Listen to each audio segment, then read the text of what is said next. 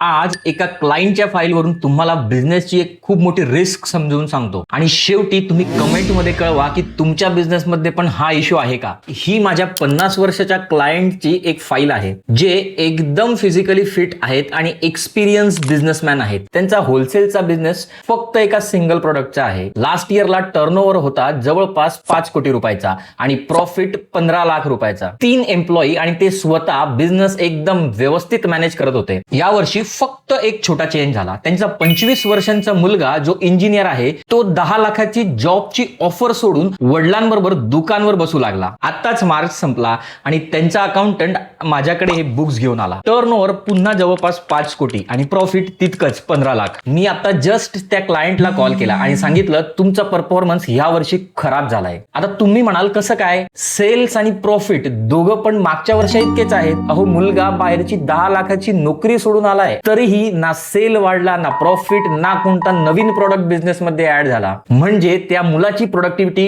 0. यालाच म्हणतात disgust unemployment. जिथं गरजेपेक्षा जास्त लोक कामात गुंतलेले असतात पण त्यांच्या असण्याने किंवा जाण्याने प्रोडक्टिव्हिटीवर कोणताच फरक पडत नाही. आणि हा नियम फक्त बिझनेस मध्ये लागू होत नाही, शेतीमध्ये सुद्धा अप्लाइड होतो. म्हणून जेव्हा तुम्ही एखादा नवीन फॅमिली मेंबर किंवा एम्प्लॉई कामावर लावत असाल तेव्हा चेक करा त्यांच्या येण्याने काही नवीन व्हॅल्यू ऍडिशन होणार आहे का, की फक्त गर्दी वाढत आहे. तुमचा बिझनेस पण एकदा या नजरेने चेक करा. नाहीतर फक्त लोकांना सांगण्यासाठी तुम्ही एम्प्लॉईड आहात पण प्रत्यक्षात मात्र अनएम्प्लॉईड.